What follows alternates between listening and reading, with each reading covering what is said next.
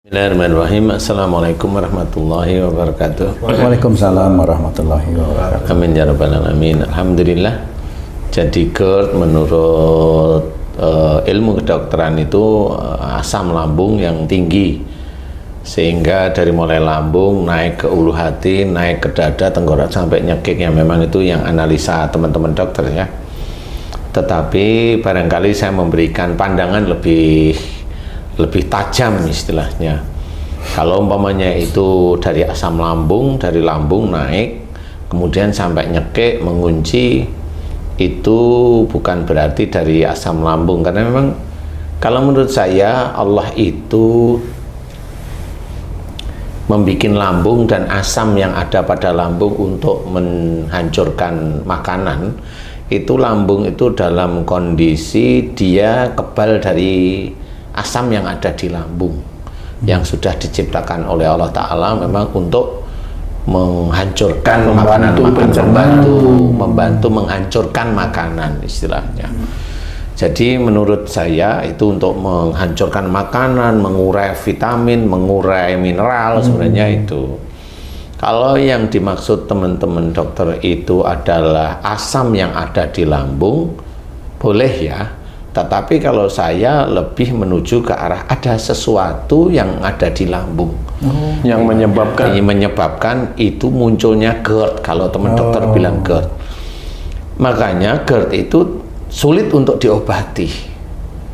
Selalu kumat seperti itu. Nggak bisa tuntas. Nggak bisa. Jadi semua penyakit itu biasanya nggak pernah bisa tuntas. Semua penyakit, walaupun itu gatal-gatal nggak bisa. Mereda sebentar, iya, tapi nanti gatalnya muncul lagi. Pusing, iya, mereda pusingnya nanti akan muncul lagi. Jadi semua penyakit itu nggak bisa diselesaikan. Sebenarnya itu hanya kalau orang biasa, ini belum saya yang menjawab ya, ini orang biasa ya. Keadaan normal manusia biasa itu dia harus selalu konsultasi ya dengan dokter, kemudian dianjurkan minumnya obat apa. Itu yang sebenarnya sehari-hari yang terjadi pada seluruh manusia, muslim atau non muslim seperti itu. Nah, kalau saya memberikan gambaran dari sisi akhlak, kenapa GERD itu bisa muncul? Nah, GERD itu bisa muncul dari usia berapa? Kalau dia GERD itu muncul dari mulai usia dia remaja umpamanya,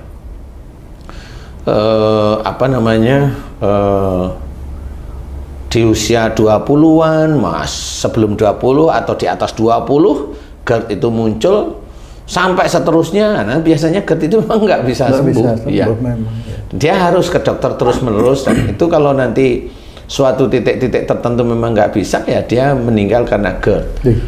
Ini kalau itu sudah takdir manusianya itu sendiri ya. Nah, kalau menurut saya dari sisi akhlak itu dari mana? Kalau seorang anak muda atau mbak-mbak atau mas-mas yang di usia di bawah 45 terkena GERD, itu biasanya ada beberapa macam masalah. Masalah yang pertama adalah dia emosionalnya tinggi. Dalam hal apa ini Pak Ustadz emosional? Emosionalnya dengan orang tuanya tinggi. Jadi anak muda itu kan selalu bersanding dengan ibu atau ayahnya, kan selalu bersanding. Jadi jarang dia bersanding dengan orang lain. Iya, bersanding dengan orang lain pasti keadaannya happy. Jarang orang yang bersanding dengan orang lain itu keadaannya sedih terus. Keluh kesah itu jarang. Keluh kesah itu kan jarang. Kalau dia malah. Iya, betul. Walaupun dia tinggal jauh dengan orang tua, pasti komunikasi juga emosional. Ya rata-rata seperti itu. Nanti kan itu bisa kita set satu-satu ya Ci ya. Jadi yang pertama adalah kalau dia di bawah 45, dari mulai usia 20, 17, 20, 25, 30, 35 itu rata-rata dengan orang tuanya, khusus yang belum menikah ya. Nah, GERD ini diawali dari marah yang kuat. Jadi GERD itu di perut, Perut itu urusannya dengan keluarga. Jadi persoalan keluarga, menyaring yang baik, kemudian membuang yang buruk, kan seperti itu ya. Lambung itu dihancurkan. Jadi kalau ada masalah itu dikomunikasikan. Makanya dalam Islam wasyawirhum fil amri itu kita butuhkan di dalam persoalan-persoalan keluarga. Jadi musyawarahlah kamu dalam segala urusan dunia sebenarnya. Jadi Allah sudah memberikan contoh, kita itu disuruh musyawarah semuanya. Jadi GERD ini adalah emosional di dalam keluarga, marahnya kuat. Marah kuat itu macam-macam, bisa dari genetik, mamanya ayahnya emosional, ibunya biasa, kemudian punya anak cewek emosional kayak ayahnya. Ini berantem terus sama ayahnya. Nah ini nanti insya Allah bisa kena GERD perut. Ya itu satu, marah emosional, marah dengan orang tua itu nomor satu. Karena sama orang lain jarang, karena kalau namanya dia berkomunikasi dengan orang lain, bersosialisasi, kalau nggak nyaman kan pergi dia pasti. Iya benar. Tapi kalau dengan orang tua kan dia nyaman nggak nyaman itu kan dia pulang pasti. Iya. Ada sih sebenarnya kalau lagi nggak nyaman sama orang tuanya nggak mau pulang, ada Beberapa hari gitu. beberapa hari sampai umpamanya ibunya itu nyari, Masya Allah. Tung kamu itu pulang kayak Atau gitu. uang bekalnya habis pulang. Iya, uang bekalnya habis buat apa? Sekolah kagak gitu ya. Apa tuh? Habis buat miring-miring nanti ya. Jadi GERD nomor satu adalah emosional, marah yang kuat di dalam keluarga, entah sama ibu, entah sama ayah. Itu akan muncul lebih mudah kalau ayah atau ibunya punya ilmu. Wih, ilmu gimana itu? Ilmu aja, ilmu yang ayahnya. Kan biasanya orang-orang zaman sekarang atau zaman kemarin-kemarin itu kalau nggak punya ilmu nggak laki gitu loh. Kalau nggak punya ilmu kebal nggak laki gitu. Kalau nggak punya ilmu keselamatan kurang gentle, Kurang pede. Pelet misalnya gitu. Iya, Kan kadang-kadang gitu tuh, ada juga tuh ya. Kan termasuk ilmu itu Pak. saya emang nggak bicarain pelet tuh. Kadang-kadang titit ya ada gitu tuh. itu memeletkan diri kalau itu. Jadi ilmu ini adalah ilmu-ilmu yang dipergunakan untuk menyerang. Umpamanya bapaknya ini yang sering saya lihat di TV-TV itu ada orang yang, atau di YouTube ada orang yang bisa menghilangkan jin. Nah ini dia punya ilmu menyerang. Oh itu ilmu menyerang. Ya itu ilmu penyerang dia punya. Ya. Nah kalau sudah dia punya, mau pakai apa? Amalan-amalan sama. Wah ini saya baca, umpamanya ini yang saya dengar di situ. Kulu geni, hancur ini jin. Nah dia punya ilmu menyerang. Atau bacain ilmu untuk menyerang jin, dia punya ilmu untuk nyerang sebenarnya. Dan ini nggak tahu kalau mamanya dia punya anak yang jengkel sama orang tuanya. Ini kejengkelan ini walaupun disimpan, dia nggak ngomong, marah itu kan kebaca sama ilmunya. Sama ilmunya bapaknya atau ilmunya ibunya. Ini ilmunya tahu si anak ini marah sama empunya ilmu, dia nyerang langsung masuk. Jadi tidak bisa dikontrol itu ilmu. Tidak bisa, ilmu bisa ngontrol. Kata siapa? Orang yang punya ilmu bohong. Kalau saya cerita bohong, dia nggak bisa ngontrol ilmunya. Wih, bahaya. Nah iya, wong dia keselamatan aja minta ilmunya, mau ngontrol apaan? Oh iya. Kamu itu umpamanya minta sesuatu sama saya, loh kamu kok mau ngontrol saya gimana? Oh iya, nggak mungkin sih? ya. Iya benar ya. Hah? Lah kan gitu. Itu orang yang punya ilmu katanya bisa ngontrol ilmunya itu bohong itu. Bener sih. Ya gimana? Iya, ya kan tadi saya kasih gambaran yang gampang. Kamu itu minta sesuatu sama saya. Iya. Ini saya ilmu nih. Iya bener. Selamatin.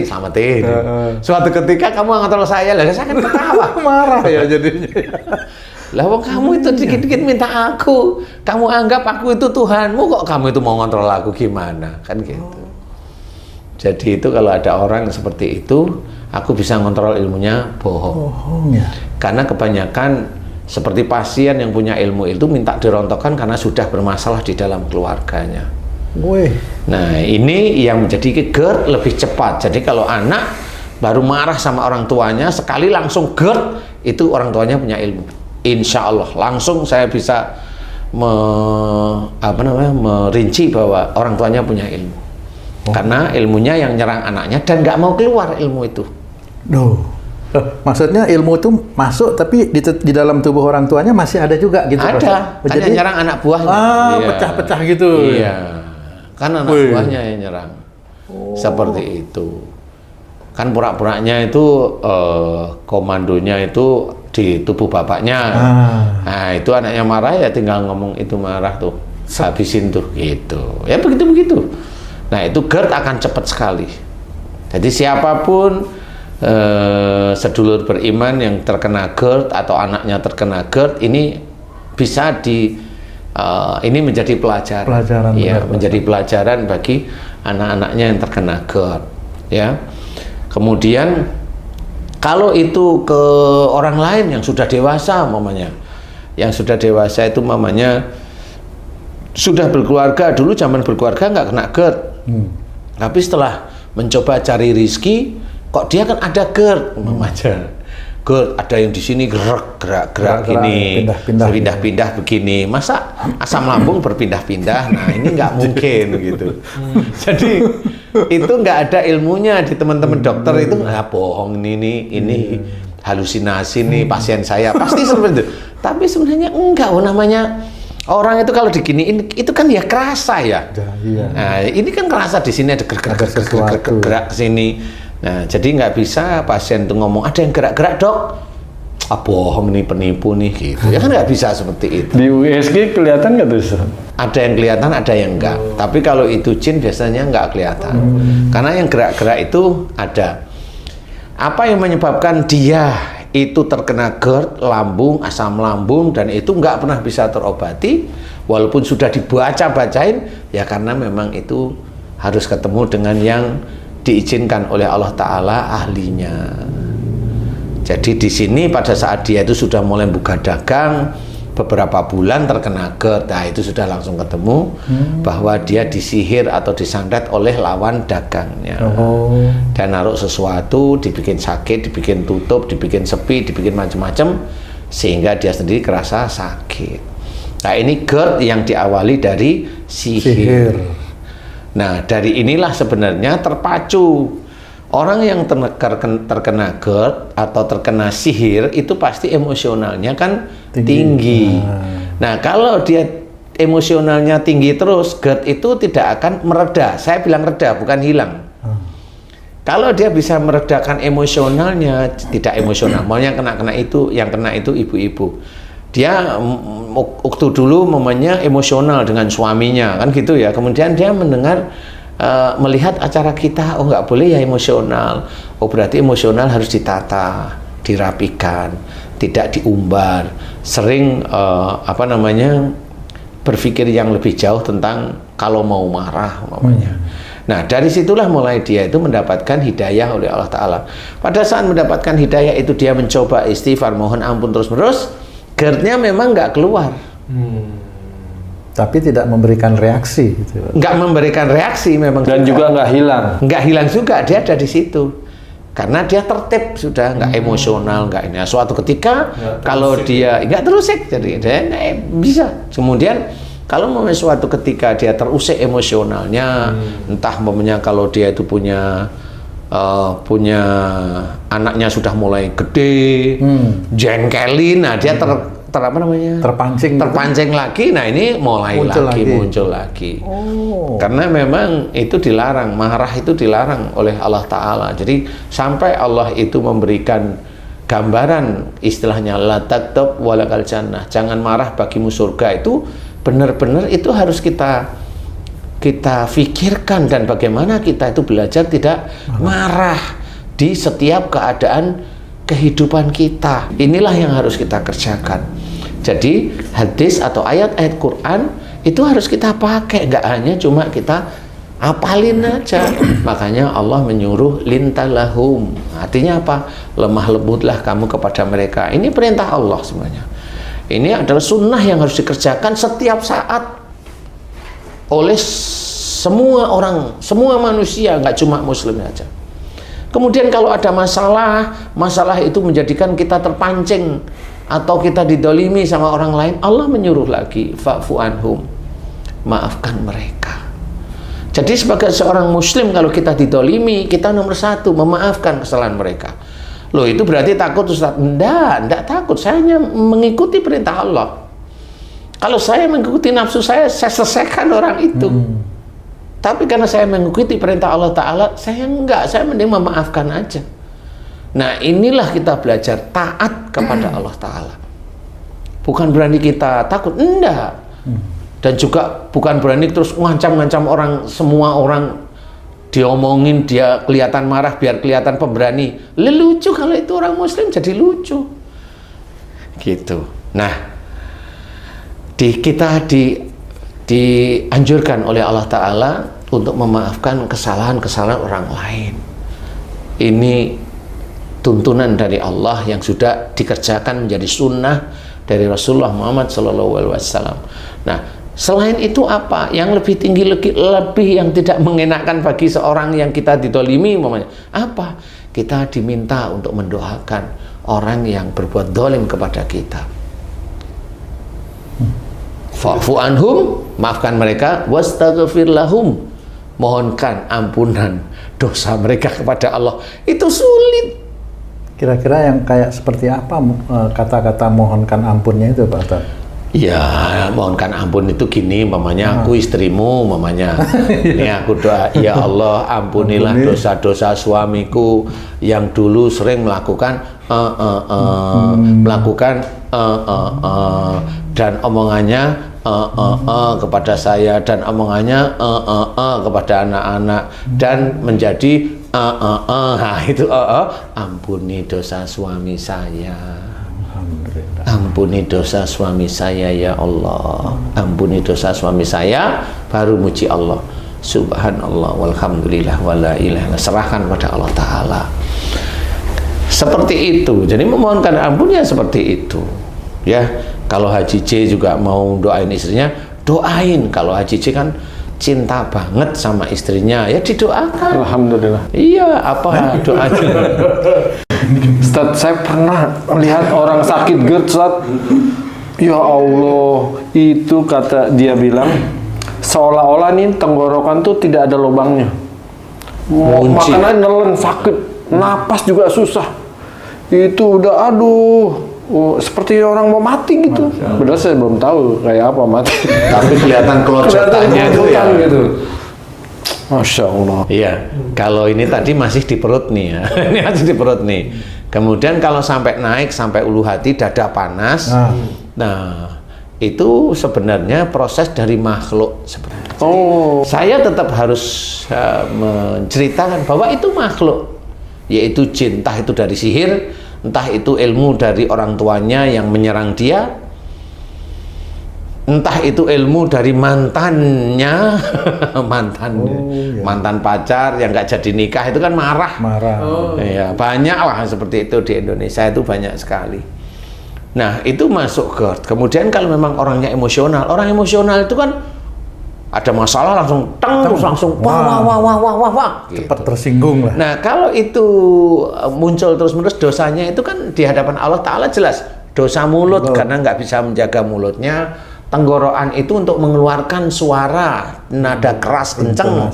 Kemudian perut itu nggak mau tahu, istilahnya sudah apa saja diomongin. Nah, makanya di situ GERD itu akan kolaborasi antara nanti di perut, ulu hati, dada, tenggorokan. Kalau sudah sampai di sini, ada beberapa hal. Orangnya bisa aja kalau marah diam, tapi dia emosional sebenarnya, tapi diam. Nah, yang temennya Haji J, coba dia mata-mati. Kalau dia marahnya kelihatan diam atau kelihatan dia nggak jarang marah. Nah, itu maksud saya. Marahnya meledak-meledak. Nah, kan sama. Dia emosional sebenarnya. Nah, diemnya itu ada. Nah, diem itu yang mengunci di sini. Jadi bisa aja kalau dia di luar itu marah meledak, sama istrinya marah itu gini. Jadi diem istilahnya. Tapi marah menyimpan. Nah, itu nanti yang mengunci di tenggorokan. Makanya tidak boleh, makanya semua unsur kemarahan, emosi, ego, arogan itu dilebur dalam satu ayat, wasawirhum fil amri, musyawarahlah kamu dalam segala urusan dunia. Ya seperti itu. Jadi GERD yang di sini memang marah itu meledak. Ini itu kan ngunci di sini. Jadi nada suara tinggi itu kan otot-ototnya bergerak.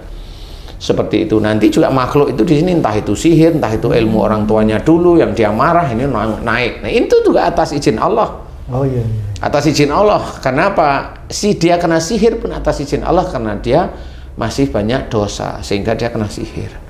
Atau dia karena banyak dosa atau salah atau dosa atau marah pada orang tuanya waktu dia itu remaja, ya ilmunya orang tua nyerang. Sebenarnya ilmunya nyerang itu atas izin Allah agar orang tuanya itu paham ilmumu itu sebenarnya itu malah nggak ada manfaatnya, menjadi mudarat, itu termasuk anakmu yang memang jengkel karena perbuatan kamu, di mana perbuatan kamu sendiri itu ya salah, sehingga anakmu kena. Sebenarnya kalau menurut saya anak yang seperti itu buat peringatan bagi orang tuanya. Cuma orang tua mana, orang tua muslim mana yang tahu bahwa musibah itu disebabkan dari buah tangannya sendiri. Nggak ada yang tahu. Kalaupun ada tahu, teori. Kenapa saya bilang teori? Karena orang muslim tersebut yang hobinya berbicara seperti itu, kalau dia kena sakit nggak mau ngakuin kalau dia itu dosa. Nggak mau dia pasti. Makanya dia tetap masuk ke kategori berpaling. Dia termasuk muslim yang berpaling kepada ayat-ayat Allah. Dan kita yang tahu juga kayaknya sungkan juga memberitahunya Ustadznya. Iya, karena dia merasa pandai. Ya merasa pandai gimana? Ya cuma diem aja. Ya biar dia nanti ngerasain nanti kalau sudah di akhirat atau gimana lagi. Ya petunjuk-petunjuk itu sudah banyak diketahui. Kalau sekarang itu ya dari YouTube dengan banyak. Jadi itu yang akan menjadikan seorang itu lebih dewasa di hadapan Allah dan lebih islami, belajar untuk bijak, memahami ayat-ayat Quran.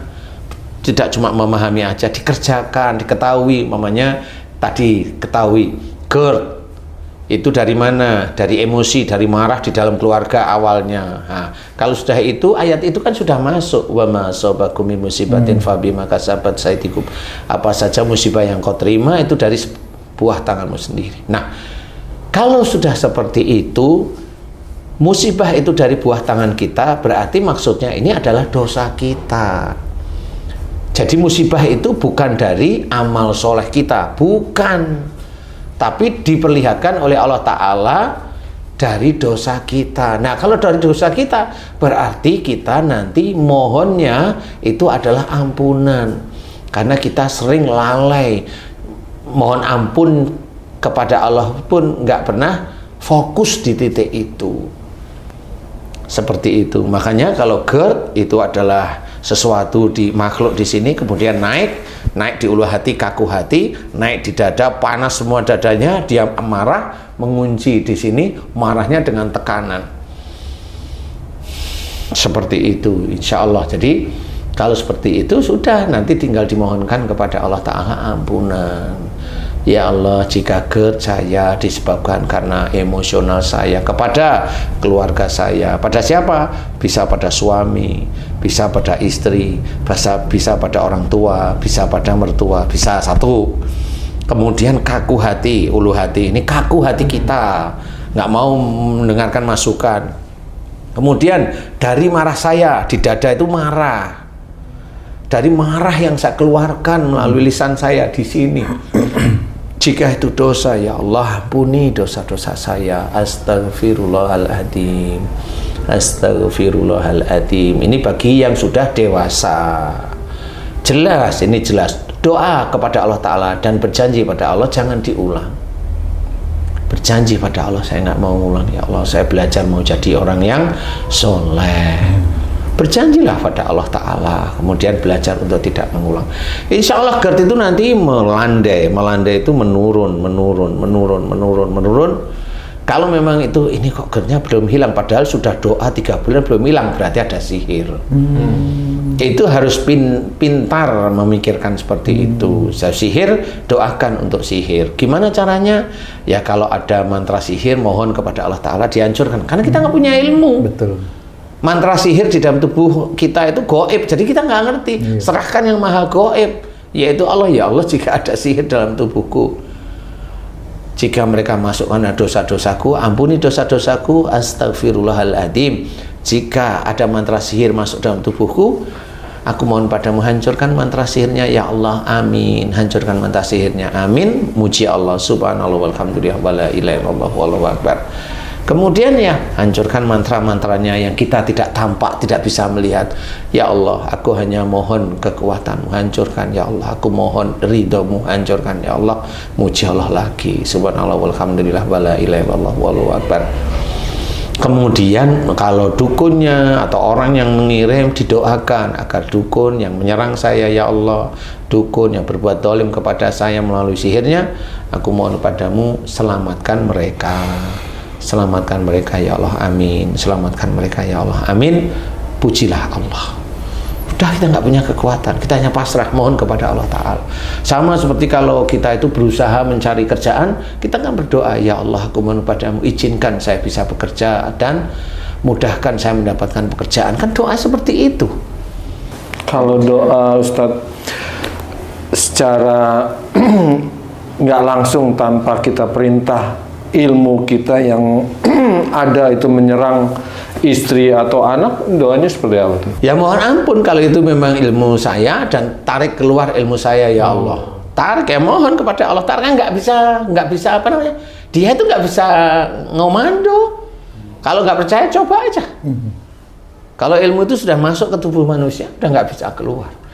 Karena pasti ilmu itu masuk ke tubuh manusia itu pasti atas izin Allah. Kalau mau narik keluar gimana? Nggak bisa.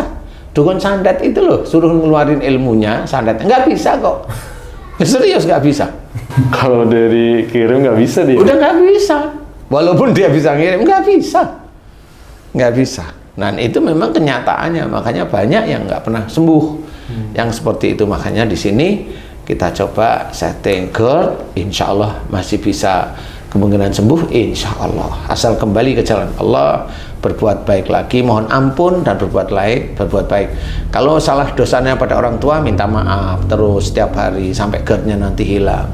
Kalau salahnya dan dosanya juga pada pasangannya, entah suaminya atau istrinya, minta maaf sama suami atau istri setiap hari, setiap habis sholat, mamanya kalau sholatnya bisa berjamaah, silahkan mamanya. Nah itu boleh silahkan. Sehingga itu menjadikan hilang. Kemudian kalau ada sihir, doanya tadi sudah saya uraikan. Nah mudah-mudahan ini bisa menjadi manfaat bagi saudara-saudara kita yang kena GERD. Yang GERD itu memang sulit sekali disembuhkan. Wallahu a'lam. Masya Allah. Baik, terima kasih banyak Pak Ustadz, penjelasannya sangat detail sekali ini. Mudah-mudahan kita bisa menjalankannya dia. Insya Allah. Amin, insya Allah ya. Para pemirsa dan sahabat beriman dimanapun berada, demikian tadi satu pembahasan yang cukup banyak dialami oleh saudara-saudara kita juga, penyakit GERD. Bagaimana tadi sudah dijelaskan oleh guru kita, menganalisa dan langsung solusinya, doa-doanya. Mudah-mudahan kita semua bisa terhindar dari penyakit GERD. Terima kasih atas perhatiannya. Wassalamualaikum warahmatullahi wabarakatuh. Waalaikumsalam warahmatullahi wabarakatuh.